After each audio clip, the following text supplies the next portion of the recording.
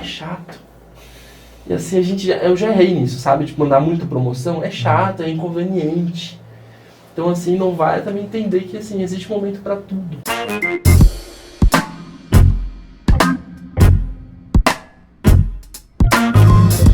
Fala pessoal, sejam muito bem-vindos a mais um podcast. Para mim é um prazer estar aqui, né? Porque eu posso dividir a mesa com gente de conteúdo, empresários que estão aí fazendo o seu nome, que estão crescendo e estão ajudando outras pessoas a crescerem. Então a gente divide mesa só com gente legal, mas também divide com você. Você já começa dando like aí no nosso podcast, porque dessa forma você vai ajudando a Retemax, ajudando o podcast Guardiões da Retenção a crescer ainda mais. Tá bom? Pessoal, é o seguinte, quem eu vou receber aqui hoje é uma pessoa incrível. Incrível. Vocês vão poder conhecer um pouco da história dele, um pouco dos projetos dele. Mas o que eu gostaria de focar? Principalmente, se fala muito sobre como os negócios devem acontecer, é que eu não quero entrar tanto no que a gente vai falar ainda, né? Mas existem pessoas que estão tendo resultados reais, mas sem falação, sabe? Você que acompanha aqui o nosso podcast, você sabe que a gente gosta muito do real, do que de fato dá resultado, né? Então a gente pensou num cara e esse cara é genial. E é por isso que a gente está recebendo aqui William Francescon. Cara, é um prazer para mim ter você aqui. Você traz paz, William. Não sei se alguém já te falou isso, você fala de uma forma assim, né? E eu sou mais agitado, então é um problema danado. Então pessoal, sejam muito bem-vindos ao podcast Guardiões da Retenção com William Francescon. Gostaria que você se apresentasse, falasse um pouco sobre o seu trabalho, sobre quem é você e sobre as suas empresas. Legal. Quem é o William Francescon? Me posiciono como negociante agora no Instagram, que é nada mais, nada menos que um negociante. Mas o que a gente é, na verdade, eu vivo entregando valor, aprendi a servir desde cedo. E quando eu falo servir com produtos e serviços, né? Meu background e meu negócio principal é alimentação, vem da alimentação. Meu pai montou um restaurante hoje com uns 30 anos aqui na cidade, eu sou sucessão desse restaurante que é a Casa Colonial, a Enoteca Decanter, e me tornei sócio dos outros dois projetos, que é a Vila Rayana e o Terroir Brasileiro. Então desde cedo eu aprendi que o segredo era servir bem e servir com alegria, e aos poucos novos projetos vão chegando. E surgiu também ali a minha marca de vinhos, né? E isso faz parte de um propósito, fiquei apaixonado por vinhos, pela bebida, pela história. E quando eu vi, eu queria ter uma marca de vinhos, queria ter um projeto meu. Assim nasceu a família Francescon e a Gata Mandiona, nosso portfólio no passado. A Gata Mandiona, que também foi parte da minha construção do meu MBA de marketing, que surgiu a agência 5/2, que está estruturando ali a escola de negócios. E tudo isso gera e faz o que eu sou hoje, né? Então eu vivo com esse propósito, eu quero servir de diferentes formas, de diferentes momentos, e tudo isso vem se encaixando. E é uma coisa engraçada que eu falo que quando você pega uma pessoa e vê tudo que ela faz, talvez uma coisa não faça tanto sentido quando você coloca linearmente. Mas eu tenho um conceito muito grande que eu falo sempre da plataforma. Eu compartilho hoje com vocês, esse aqui é um dos grandes conceitos que eu trago para a vida. Que você tem um objetivo estratégico, um objetivo final, e você alcança esse objetivo através de projetos, mas esses projetos têm que ser alavancados numa plataforma. E essa plataforma hoje, esse know-how de muitas coisas que eu faço que se conecta para esse objetivo final. E por muito tempo eu falava que o meu objetivo era multiplicar talentos, então eu queria despertar alguma coisa nas pessoas, despertar através da alimentação novas experiências, através do conhecimento, apaixonado por compartilhar informações.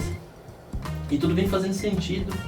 Há 2 anos assumi a coordenação do Conselho de Jovens Empresários lá na Associação Comercial, um projeto que a gente está rodando ali, que a gente reúne empresários que têm a mesma dor, que passam esse mesmo processo, essa dor, porque assim, é bonita que eu falo aqui da Casa Colonial, falo do Terroir, mas poucas pessoas sabem a dificuldade que foi esses anos, os desafios que a gente enfrentou. E eu não falo dificuldades, mas desafios, porque são desafios.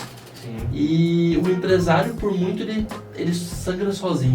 A gente passa por momentos sozinhos, a gente olha pro lado, tem poucas pessoas que passam por isso. E a gente construiu ali na associação um local onde esse empresário encontra pessoas que passam por isso. E daí ele tem um local onde ele consegue trocar ideias, network, a gente brinca que leão anda com leão. E esse é o nosso local para trazer os leões para estarem juntos. Então ele é isso, é um empresário, negociante de base principal alimentação, vinhos e negócios, mas que está se aventurando ali para o negócio de agência de marketing performance, que tem uma escola de negócios saindo do forno, que tem marca de vinhos minha, com muito dos conceitos que eu aprendi na vida, eu apliquei ali nos restaurantes.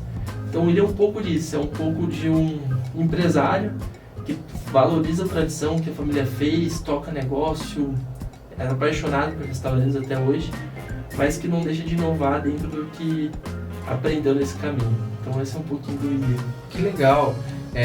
Tem 2 pontos interessantes, né? O primeiro, quando você fala do CJE, da galera que está lá, porque assim, o contato que você tem com o empresário é de todo tipo, né?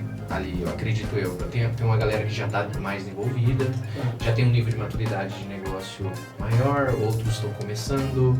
Então, a conexão desses caras talvez participe um pouco ali do seu pensamento, que parece que não faz tanto sentido, mas em alguma forma, sobre alguma plataforma, né? Essa união ajuda, o coletivo, o poder do coletivo, né? Como que é esse trabalho com os empresários jovens? Porque se fala muita coisa, né? A gente tem muita influência para todos os assuntos. Me explica, na sua visão, isso vai ser importante para mim também. Esses multifatores que nós temos, desde o que os influencers falam, desde da realidade do mercado, desde o cara que sonha, o cara que quer ficar milionário, quer muitas vezes tem sonhos gigantescos, mas também só quer tirar uma renda. Esse contato entre os empresários, me explica como é que tem sido isso, se alguém hoje quer participar de algum grupo, existe uma iniciativa a se fazer, como é que você vê isso? Legal. Primeira parte, eu vou falar um pouco de associativismo, que é a base de uma associação comercial, que é a base de uma confederação nacional de jovens empresários, que hoje eu sou diretor. Então a base do associativismo é você tratar as diferenças buscando as semelhanças. Então assim, por mais que a gente tenha diferentes estágios de negócio e diferentes empresários, você tem semelhanças. Então se você sentar hoje para conversar quais são as dores dos empresários, ou é venda, ou é gestão de pessoas, ou é marketing, ou é gestão de pessoas. Então geralmente a gente tem sempre esses mesmos problemas. Então quando a gente coloca, ou é o governo, ou é o imposto, mas quando a gente coloca isso pensando em semelhanças, a gente pensa em soluções em conjunto. E uma iniciativa que a gente traz muito interessante é que a gente traz cases de estudo. Então a gente pega um empresário da cidade, pega um empresário de fora que tem um case interessante, traz para o grupo debater com o empresário. Então assim, não é aquela questão lá que tipo, o palestrante está acima, o grupo está abaixo, ouve e vai embora. Não, o empresário discute com o grupo, dá ideias, troca ideias. Então nesse momento que você tem um debate, todas as pessoas são beneficiadas. Então o cara que está no momento mais de empresa de um growth, um crescimento, tem perguntas para o palestrante. Um cara inicial, às vezes ele tem a pergunta dele. Então assim, a gente trata as diferenças como semelhanças. E é claro que a gente vê que o associativismo entrega sempre. É claro que a gente consegue ali com o nosso grupo hoje, com a nossa gestão, as pessoas mais próximas, a gente consegue também atender as semelhanças. Então a gente também consegue atender as peculiaridades. Como a gente faz isso? Muitas das vezes através do café. Então a gente consegue sentar com parte do grupo ali, a gente marca reuniões, a gente troca ideia, entende a necessidade de cada um para a gente auxiliar ali com ideias e projetos. Então ao mesmo tempo que o nosso projeto a gente pensa nas semelhanças, existem iniciativas para a gente tratar ali, a gente pensa as diferenças. E a gente consegue pensar nisso em alguns projetos que a associação mesmo desenvolve. Agora recentemente tem um projeto que está nascendo, está no forno, que é o projeto de núcleo, onde você estrutura essas empresas do mesmo setor para criar ações para esse setor. Então você começa a trabalhar semelhanças. E não é só setorial, a gente está lançando um núcleo agora, provavelmente eu vou coordenar, que é o Núcleo de Inovação e Tecnologia. Então é um grupo que a gente consegue agrupar diferentes empresas nesse formato, inovação e tecnologia. Restaurante precisa, a gente precisa, um posto de combustível precisa, então assim, a gente consegue agrupar sempre as semelhanças. Eu penso muito nisso. Mas qual que é o ponto ali do associativismo e que me traz um aprendizado muito grande? Um dos grandes pontos do associativismo é sobre liderança. E quando você olha o associativismo, você vê lideranças nível 5, ou nível 5. Que é aquela liderança que eu falo no livro ali do Jim Collins. Que é aquela liderança que você não tem um ego tão grande. Eu acho que o associativismo é um exercício pra gente de empreendedorismo também. Porque quando você encontra um líder que o ego dele é maior do que o propósito, a empresa só dura enquanto ele durar. Então no momento que ele sai dessa empresa, no momento que ele vai em um outro projeto, aquela empresa cai, porque ele era a empresa, ele tinha um ego dele acima. Mas quando você vê uma liderança que o mais importante é o projeto, o líder não se importa no ego, ele se importa no projeto. Então quando ele sai, o projeto continua crescendo, a liderança, ele faz uma sucessão. Interessante, cara. E a associativismo tem isso muito forte, porque a gente tem que aprender. Esse é um negócio, eu sou coordenador do CJT, o termo também tem coordenador e presidente, se confunde, mas aqui a gente convenciona chamar de coordenador. Mas o coordenador ele não é coordenador para sempre, ele deixa de ser e volta para a diretoria. Então um dos grandes aprendizados do associativismo é você voltar a ser liderado. Não tem aquela questão, fui presidente, tchau, agora não quero mais saber de associação. Não, a gente volta para a diretoria, a gente volta com propósito. Então a gente aprende a ser liderado novamente. Então assim, é um crescimento, uma construção pessoal muito interessante. Fora os contatos que você faz ali do Brasil afora, a gente tem a coragem hoje, que a gente traz muito contato, muito network, muito relacionamento. Acho que network é a palavra errada, mas é muito relacionamento. Quando a gente, por mais que tenha um nome networking, que não é, mas assim, o pessoal pensa muito em networking pensando em vender. Mas quando a gente fala em relacionamento, a gente pensa em conhecer a pessoa, agregar com a pessoa e talvez a gente venda. E se não vender, tá tudo bem. E talvez. Isso é um ponto importante pro pequeno e pro médio, né? Hoje se fala tanto de networking, mas realmente é uma visão puramente para vender. E o networking em si, lá atrás, quando nasceu essa abordagem, essa técnica, né? Ou na verdade, isso são relações humanas, na verdade, que a gente está falando, sabia-se que era uma troca. Né? Antigamente, antes de existir a economia, existia as trocas, né?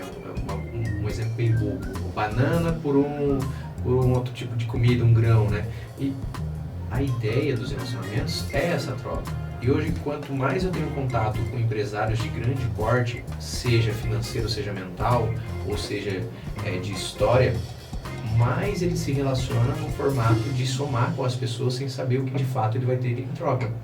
Então, esse tipo de pensamento para o pequeno e para o médio faz todo sentido. Porque muitas vezes ele perde de se conectar com alguém legal, alguém que vai entregar um conteúdo, porque ele acredita que esse cara não vai comprar o produto dele, né? Então, é uma perda muito grande. E ali, dentro do que você estava falando, essa parte de inovação que você vai começar a mexer, eu vi isso nos seus negócios. Porque existe um fator dentro da tradição que é muito complicado, que você falar de inovação dentro do que é tradicional, dentro, por exemplo, dos seus negócios, dos negócios do seu pai, é muito difícil. E inovação não é o que a maioria das pessoas estão pensando, né? Nós somos o único consultor de inovação do Sebrae, de Mato Grosso. Né? Legal. E a gente atende clientes grandes via Sebrae, realmente grandes, né? E o nível de amadurecimento dessas empresas está muito alta, porque chega lá no Sebrae, é interessante, ele chega lá no Sebrae, o cara fala que quer entender um pouco mais sobre inovação, né? O Sebrae, ele dá uma trabalhada, peraí, vamos lá, o que você quer, né? Aí muitas vezes o cara quer um chatbot, ele quer usar um exemplo, né? Vou usar um exemplo bem bobo, ele quer aprender usar um pouco mais o ChatGPT no negócio dele, para poder ver como que ele consegue inovar. Isso de fato não é inovação em si. O que é inovação? Nós temos uma empresa aqui em Campo Grande, talvez você conheça, que eu vou até dar um exemplo porque a gente viu isso acontecer, né? Viu essa estruturação lá na Panam. Eles colocaram 2 cestas de 2 cores. Você chegou a ver isso lá? A verde e a vermelha. A verde é quando a pessoa quer ser atendida. A vermelha é quando ela não quer ser atendida. Quando ela entra dentro do estabelecimento, ela está com a cestinha vermelha, então ela pode circular à vontade sem que não vai receber abordagem de vendedor. Isso gera alguns fatores, como a pessoa pode se sentir mais confortável, né? Tem gente que não gosta de ser abordado por vendedor. Ou talvez aquele que pega o verde, o vendedor vai lá, sabe que o cara está interessado, que ele precisa comprar e tudo mais. Mas o que de fato é inovador aí? Isso é olhando para dentro da empresa, para a cultura da empresa, né? Eu trabalhei com vendas em diversos locais, sempre trabalhei com vendas. E qual que é o pior tipo de cliente, cara? Muitas vezes não é aquele que de fato está pechinchando, porque parece horrível, mas o cara está procurando preço, melhor preço. Cara, tem uma coisa muito ruim que é o famoso olhadinho. Mas não é culpa do cliente, só que se ele parar para pensar, o que os vendedores sofrem? Toda vez que o cara entra para fazer a olhadinha, ele queima a vez de um cara. Porque não sei se você sabe que eles trabalham em rodízio, os vendedores, vamos supor numa loja de sapato, numa loja de roupa, lá nessa loja, né? Esse nosso parceiro, Então ele queima a vez dele para um cara que queria dar uma olhadinha. Isso é complicado. Esse problema da cesta resolveu. Cara, isso é inovação, sabe? Foi um investimento que não foi alto, né? Então, quando a gente fala de inovação, muitas vezes os influencers ou coisa desse tipo fala sobre Tesla, Apple, como é que o Steve Jobs conseguiu inovar com o smartphone. Você tem que inventar um iPhone, cara. Né? Ele fala, não, cara. Muitas vezes uma mudança de pensamento já é inovação, né? Exato. Tem um vídeo que ele trouxe isso de uma maneira brilhante. Eu li um tempo atrás um blog dele. O nome dele é Murilo Malta, ele é fundador do Payform. E ele veio de uma época de startups. Ele colocou que no começo ele buscava um novo unicórnio, ele queria uma empresa nova, ele queria fazer 1 bilhão. Depois de um tempo ele entendeu que às vezes aquela mulinha, ela também te leva pro local. Então às vezes, em vez de pensar no novo unicórnio, aquela coisa imaginária, a gente tem aquela mulinha, aquele negócio que leva a gente até onde a gente quer, que atende a necessidade do cliente. E a gente pensar nisso, a gente começa a ter mais palpável na inovação. Porque a gente vê muito, e assim, isso aqui é uma dor de empresário, a gente vê muitos projetos mirabolantes, mas com execução muito pífia, né? E por que a execução ela é difícil? Porque é muito sonho. A gente quer uma inovação tipo Tesla na nossa empresa, no nosso restaurante. A gente não implanta nada, porque é difícil implantar, e a gente não chega onde a gente quer chegar. Mas a gente pensa com mais simplicidade e analisa onde a gente quer chegar, a mulinha, a gente consegue executar muito mais fácil. Então, às vezes, a gente tem algumas iniciativas ali da pandemia. A pandemia tirou muita gente, né? Na pandemia o restaurante fechou. E meus restaurantes fecharam todos. E daí o que a gente foi? Inovação, e-mail marketing, automação. Não, peguei o WhatsApp de todo mundo, mandei mensagem para os nossos clientes. Falei, olha, a gente está fechado, a gente está no delivery. Criamos uma linha de conteúdo de vídeos para eles de vinhos, dando dica. Divulgamos alguns produtos específicos para algumas datas. A gente teve o bacalhau que a gente focou na época ali da Sexta-feira Santa, da Páscoa. Então assim, o básico que funciona. O básico. Então assim, a gente naquela época não tinha como a gente queria contratar uma automação, Active Campaign, implantar isso na minha empresa, com metade de equipe fora. Eu tendo que pensar no que fazer, eu precisava ir pro básico. E foi uma inovação, a gente construiu hoje. Dificilmente você tem alguma empresa que te manda conteúdo. Geralmente um restaurante enche de promoção, você nunca mais receber promoção no restaurante, é sempre peça hoje e ganha tanto. Promoção não é errada, a gente pode ter promoção, tem um pedaço de promoção. Mas cara, é chato. E assim, eu já errei nisso, sabe? Tipo, mandar muita promoção é chato, é inconveniente. Então assim, não vai também entender que assim, existe momento para tudo. Isso. E a gente tá com um problema, tem o problema da inovação também. Eu percebo isso agora, falando até de outros negócios meus do marketing, é que as pessoas resolveram jogar fora tudo que foi construído, né? Então você vê o marketing digital, não, o marketing antigo não funciona, o off não funciona, agora é isso, agora é aquilo outro, tráfego pago, etc. E daí de um tempo pra cá, eu já venho defendendo que a fundamento e a base não acabou. Agora do nada os grandes nomes começaram a ler livros antigos de publicidade. O pai da publicidade estão lendo o livro do Ogilvy. Estão divulgando esse livro, estão relançando esses livros. Mas espera aí, não tinha acabado tudo? Não era tudo novidade? Então assim, a inovação também tem essa questão da falsa inovação, né? De termos novos para a mesma coisa. Então eu acredito muito em inovação, a gente tem que ser disruptivo, entender muito do comportamento das relações humanas, mas entender que tem algumas coisas que não mudam, né? O delivery sempre existiu, a gente sempre comia em casa. Hoje o iFood facilitou o processo, mas sempre existiu o delivery. A gente trabalha com teleentrega, como meu pai fala, há anos. Então há anos que a gente atende telefone, eu comecei a teleentrega lá no restaurante do começo. A gente estruturou uma teleentrega antes da pandemia. Era inovação, a entrega não, estava aí. A gente só usou mais depois disso. Então assim, o comportamento da pessoa de querer comer em casa sempre existiu. Tem razão. Então assim, o que teve foi as facilidades agora. Então a gente vê que às vezes a gente está tão focado em coisas muito mirabolantes que a gente se esquece do básico. E o básico é o mulinho que leva a gente para o local que a gente precisa estar. Sim, sabe que você comentando disso, eu participei de uma reunião para fazer um mês mais ou menos, né? A gente estava com o diretor de inovação da Bosch, né? A Anshan juntou uma galera, né? E colocou com ele para conversar com ele. Foi uma reunião muito pessoal, assim, isso foi muito legal. E a gente falou sobre essa parte de inovação. Ele contou uma história que parece boba, só que vai na vertente do que você falou. Ele falou bem assim, ó, eles passaram por uma crise na época da pandemia, né? Uma crise seríssima, e sobrou na mão dele e do time dele para justificar o porquê que a Bosch não deveria fechar a unidade dele, acho que em São Paulo. Aí ele pensando, aí eles criaram uma inovação lá muito forte, que é a parte de startup dentro da Bosch, para gerar algumas inovações, para gerar economia e tudo mais. Pô, uma ideia genial, né? Assim, ele falando, eu subo no palco, eu defendo isso, mas eu vou contar para vocês como isso surgiu. Diz que um dia ele estava conversando com a filha dele e ela sabe que ele está no departamento de inovação e criatividade, né? Então ela mostra os desenhos dela para ele, tipo, o que ela inventou, né? Inventou uma árvore que faz não sei o que e tudo mais. Aí, legal, minha filha, nossa, isso daí, né? Aí um dia ela chegou pra ele e falou bem assim, ó, ô pai, escolhe qualquer animal que seja poderoso, que ninguém vai matar, mas pode ser qualquer um. Aí ele falou, tá, mas pra que é, né?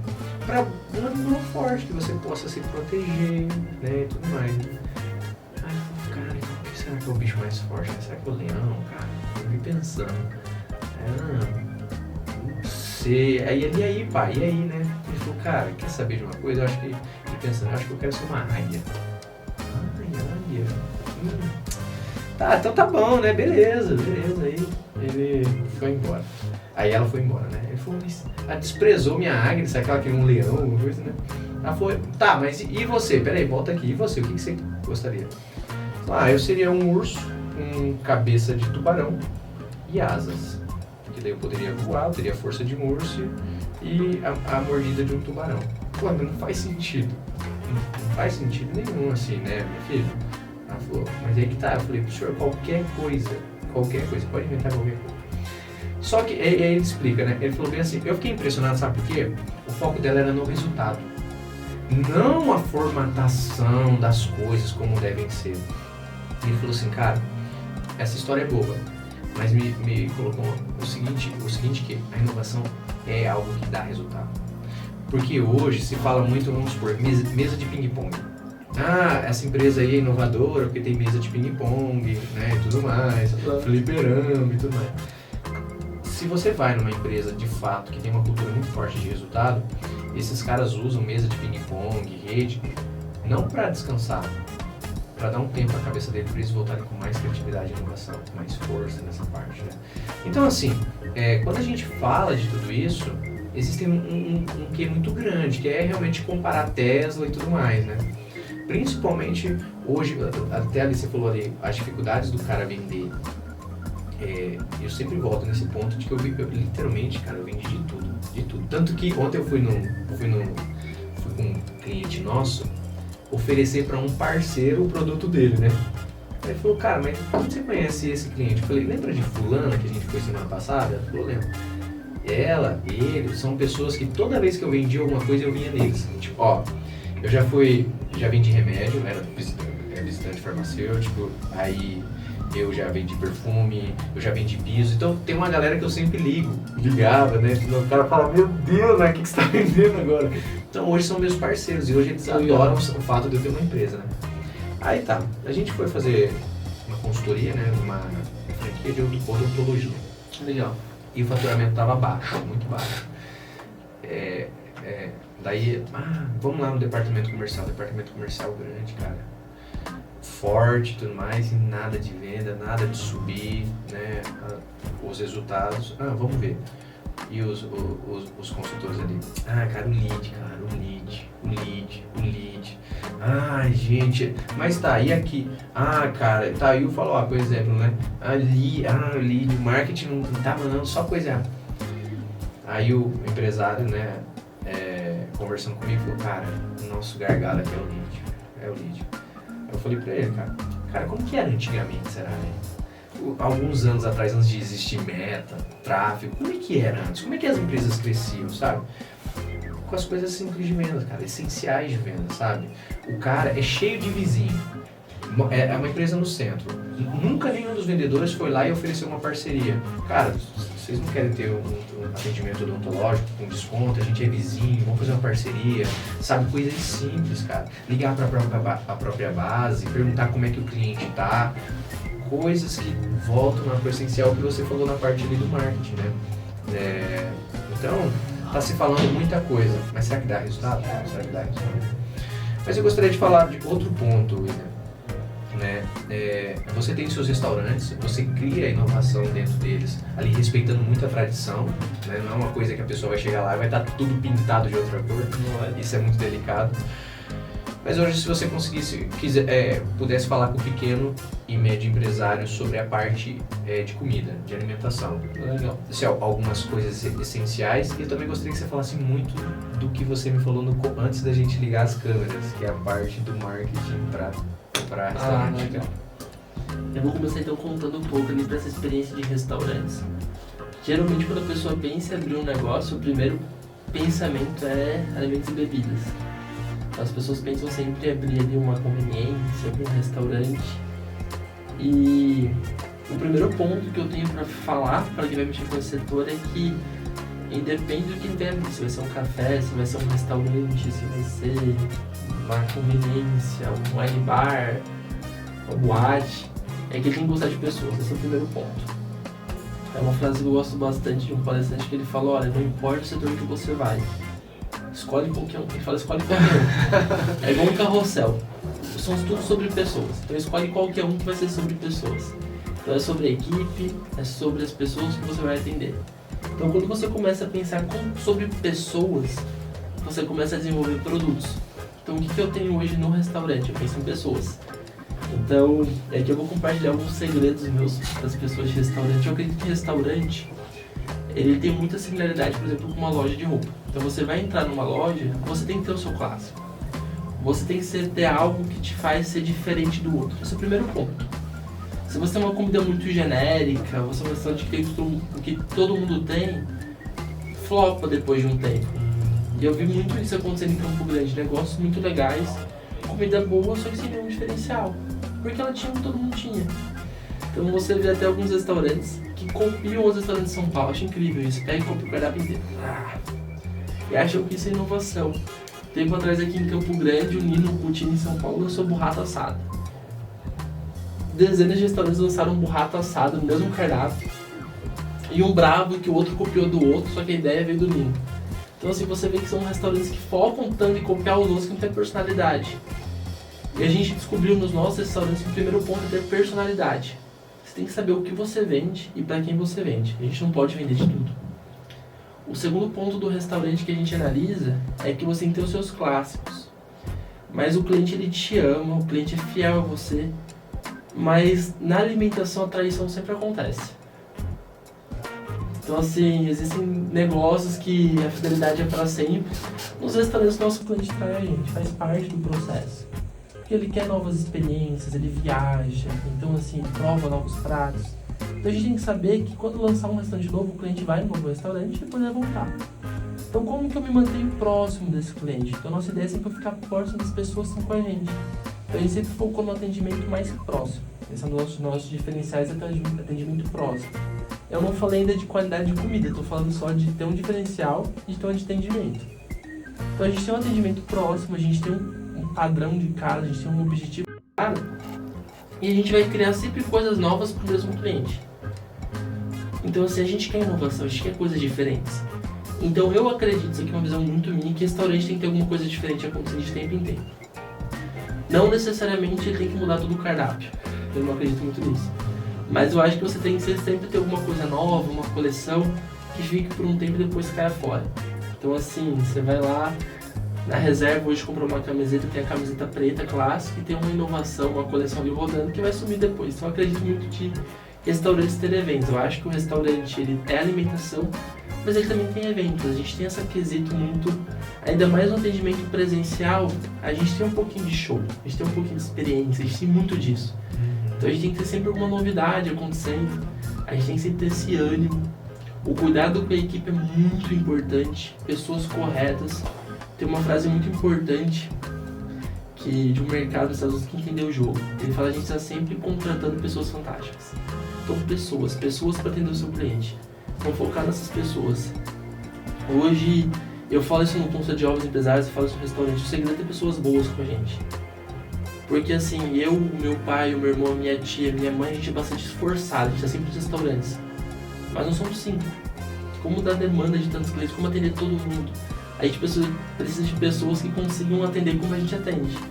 Então o nosso foco é ter essas pessoas selecionadas. Então a nossa equipe hoje, ela muitas das vezes as pessoas-chave estão muito tempo com a gente. A nossa ideia é sempre ter talentos. Então eu falei ali de atendimento, falei de visão de negócios, e eu vou falar de comida, qualidade. E daí que quando a gente fala, eu estou trabalhando até um livro sobre isso. A gente está lançando agora um curso logo pela Escola Brasileira de Marketing e Negócios, mas isso é em inglês, então vai ser BSBN.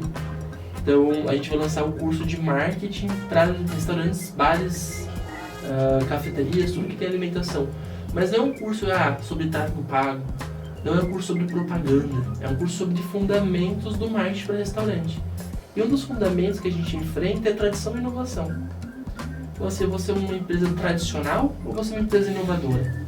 Então a gente tem essa preocupação, qual mundo que eu vou estar? Então o tradicional acredita o quê?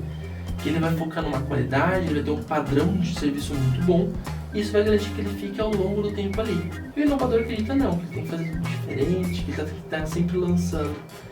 E o que a gente percebe é que o meio do caminho que funciona. A Casa Colonial tem 30 anos. O cardápio nosso ele muda muito pouco, mudou nesses 30 anos, teve inovação, mas ele muda muito pouco. Mas nós lançamos os eventos de vinhos em Mato Grosso do Sul, então teve inovação. Então entender que existem esses dilemas do negócio é muito importante. Eu vou ser um negócio focado na qualidade ou no produto no mercado. A gente tem um foco muito grande no produto, no posicionamento nosso. A gente foca no produto, na qualidade do produto, na matéria-prima.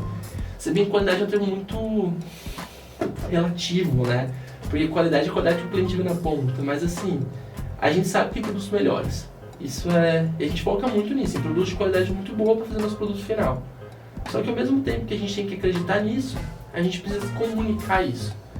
Então assim, quem quer abrir um restaurante tem que entender o seu público. Então assim, hoje eu tenho um produto que eu foco em produtos mais caros, com qualidade que eu acredito melhor, para um público ideal.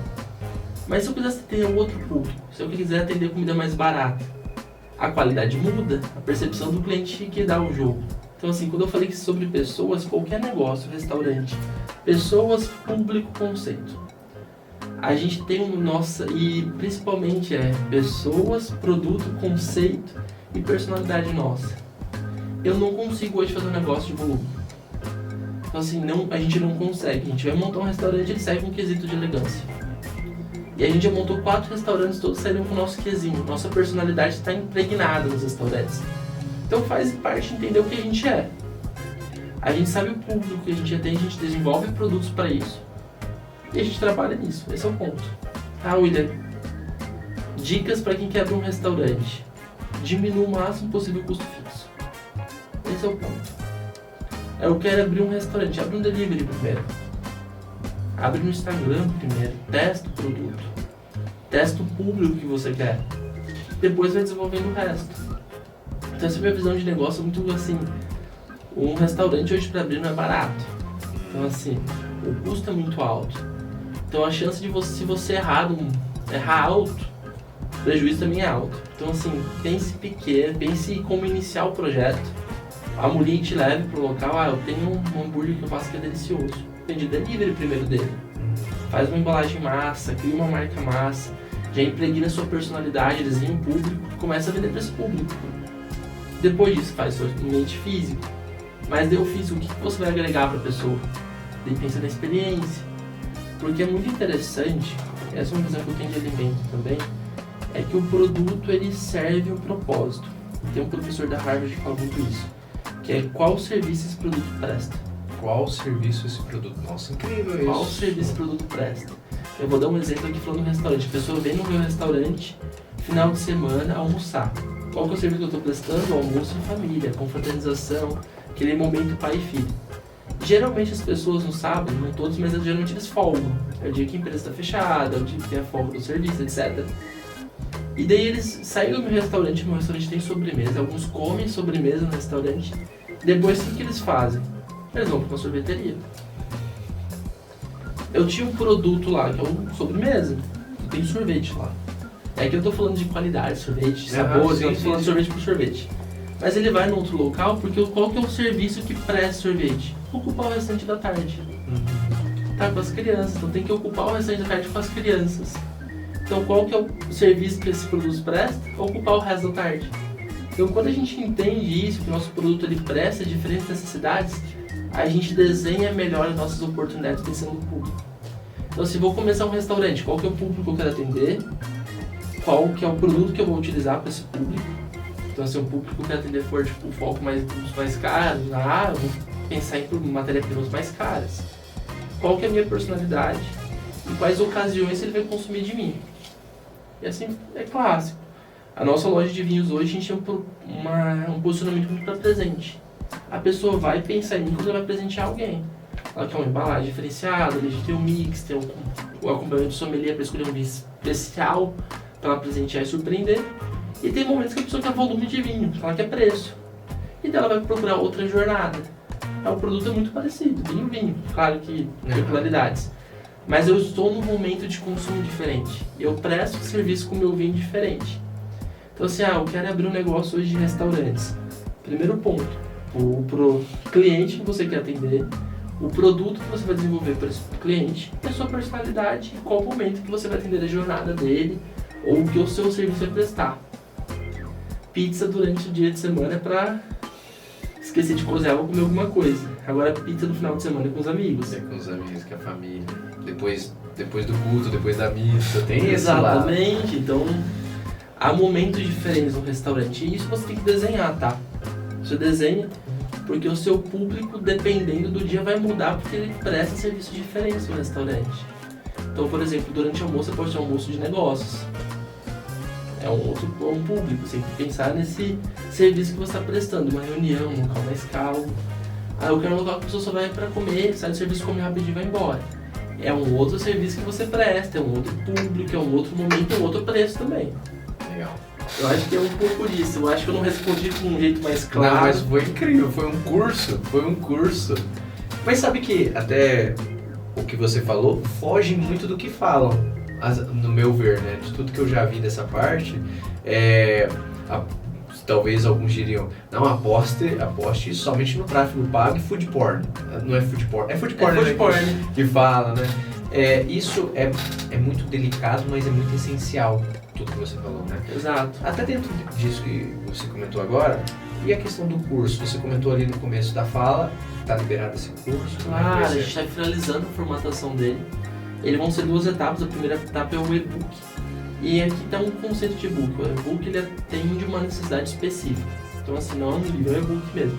Então qual que é a primeira necessidade que a gente vai atender? Quais são os dilemas que eu, como dono de restaurante ou empresa que atende restaurante, eu preciso saber para eu pensar em restaurante e marketing? E daí no curso a gente vai aprofundar.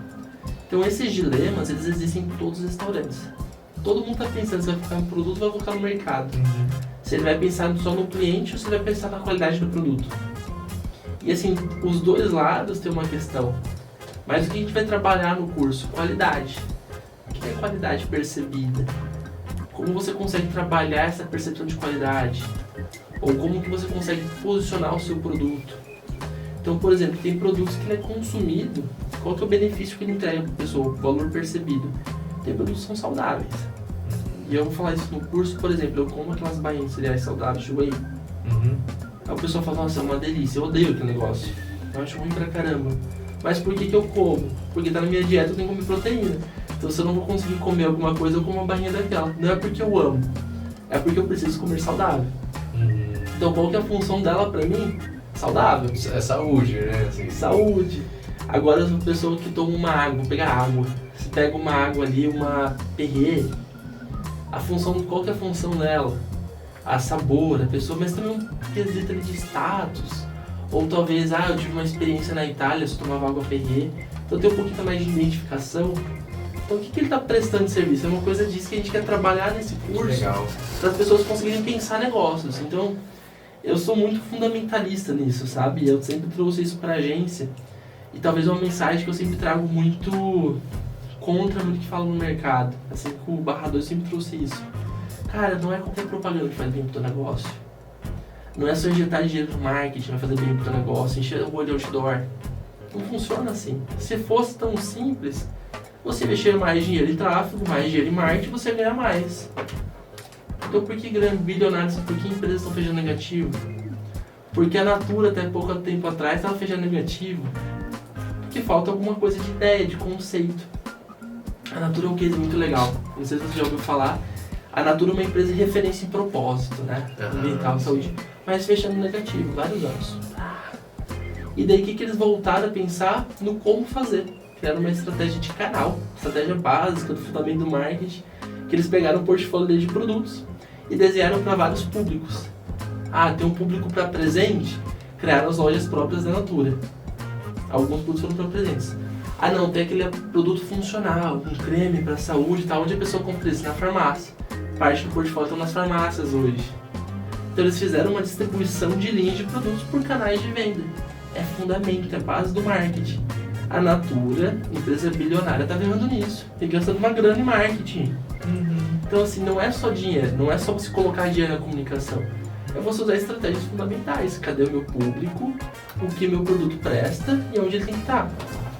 Porque é muito básico isso. Não falo que é muito básico, porque não é fácil. Mas assim, às vezes a gente está tão focado na internet, no digital. E assim, a minha empresa, o marketing, a incubadora é digital. Mas é o que eu falo para as pessoas, a estratégia por trás é o que importa. O pensamento por trás. É a estratégia. Porque a ferramenta a gente aprende a tocar. A gente aprendeu a dirigir carro na autoescola. Mas eu não sou um piloto de corrida. Porque eu não sei como funciona a estratégia para ganhar uma corrida, eu sei de pilotar. Assim também é com marketing. Uma agência boa entrar para entregar muitas coisas técnicas, vai saber levar as ideias. Mas o que você vai levar do seu restaurante, o que você vai levar ali para o seu cliente? Você tem que entender um pouquinho de fundamento de mercado, um pouquinho de dilemas do mercado que você está entrando. William, incrível, incrível. Agora eu gostaria de fazer uma pergunta para você, que a gente está caminhando para o final. O duro é que você já deu uma aula muito completa, assim, né? Eu sei que todos esses temas dá para se aprofundar, mas hoje, o que um restaurante pode apostar para reter mais os clientes deles? Eu acredito muito que o produto é importante.